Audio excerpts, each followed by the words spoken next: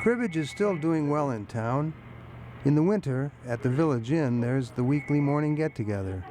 There's also the annual month-long tournament. But times have changed since each South Shore town fielded a disciplined baseball team each week to give the community something to shout about. Gone are the woods once filled with logging crews and the stump fields full of young families trying to farm. The small fleet of fishermen has dwindled as well. There is one thing that's been part of downtown Cornucopia since before anyone can remember, and that's Eller's store. It's a unique place where you can find anything you'll ever need to shop for. That's food, hardware, electrical gear, plumbing and pipes, freshly butchered meat, and more than there isn't room to mention.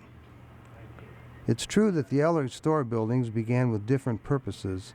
The main store space was first the Cornucopia Land Company, and the larger next-door building was the horse barn for the Thompson-Fleeth Mill.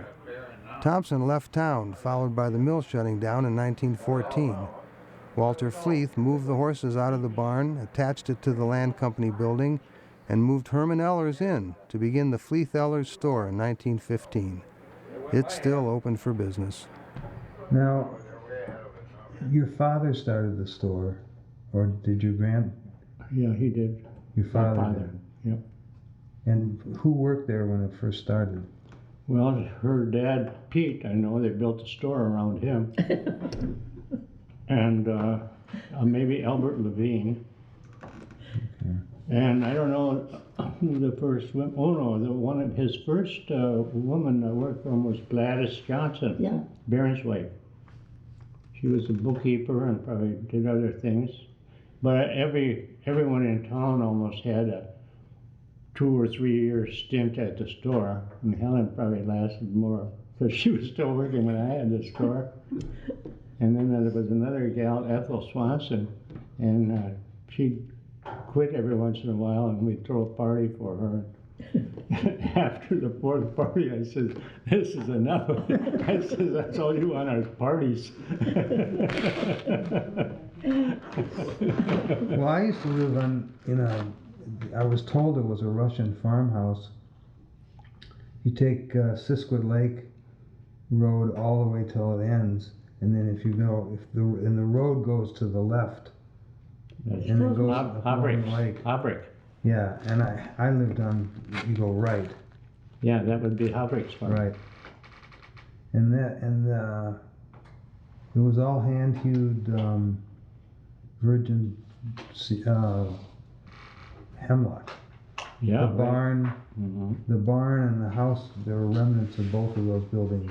I think Mr. Yeah. Hosrick is the one who carved out the belfry for our church up there. I don't know. Yeah, pretty good. So But, that's part of this group of people? That's what the area was, all hemlock. And the reason it didn't grow back is because they clear cut it. And young sprouts needed shade to grow. And so the hemlock did not come back.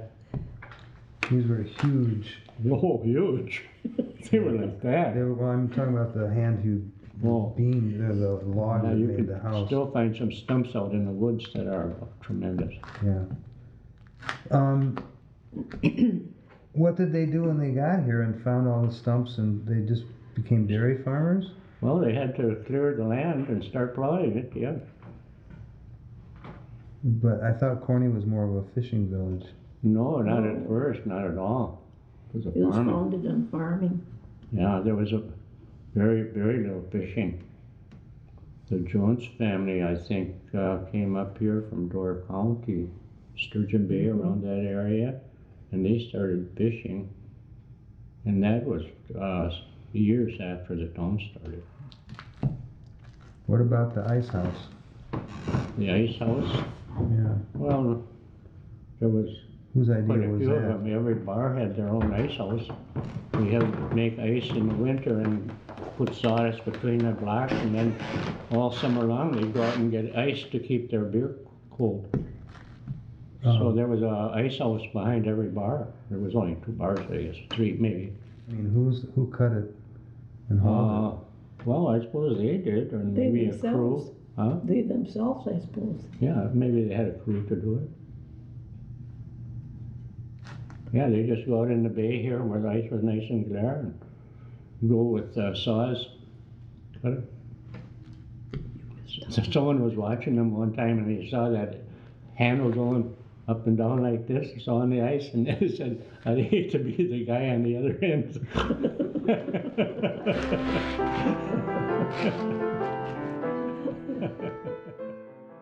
The heyday of logging near Cornucopia was between 1894 and 1896, when at least 4 logging camps were operating around Sisquot Lake.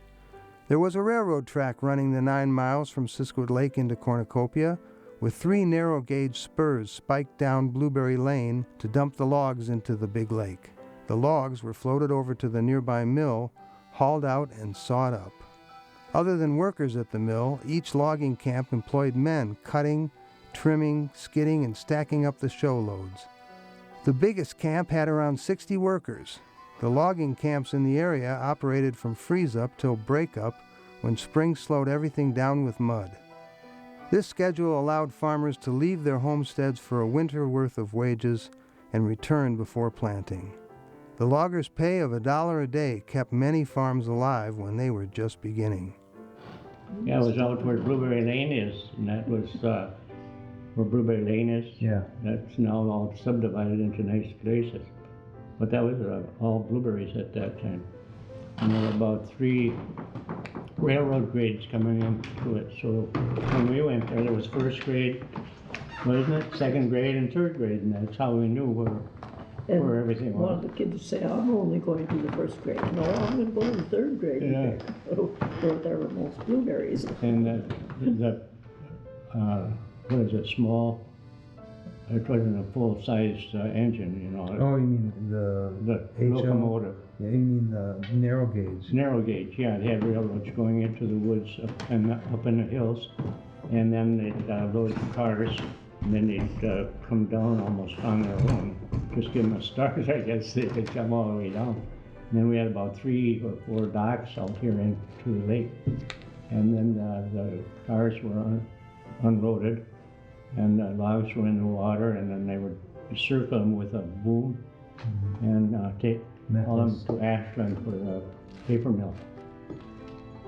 Yeah. When you say the hills, how far away did they go? All the way up to Sisquot Lake. Yeah, there was a trestle across Sisquot Lake. You probably remember that. I don't remember a trestle across Sisquot Lake. Oh yeah. Went all the way across. Really? Yeah, on the east side. Yeah, it'd be on the side where Hubbard's farm, not Hubbard's, Koleski's farm was.